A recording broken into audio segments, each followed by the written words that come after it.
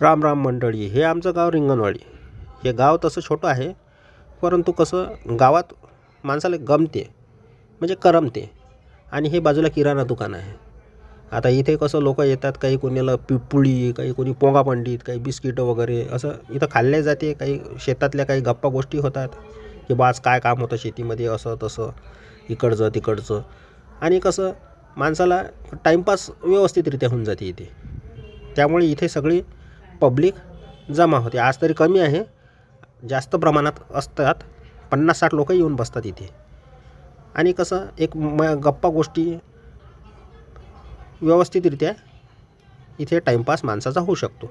त्यानंतर मग आपण निघालो पुढे. तर पुढे जाता जाता आम्हाला एक हे भेटले आबा. तर हे म्हणत नवीन फोन घेतला, तर जसं आता हे इंस्टाग्राम डाउनलोड करून दे म्हणत मला. ते रील वगैरे पाहायचे, कसं गावातले रील असतात.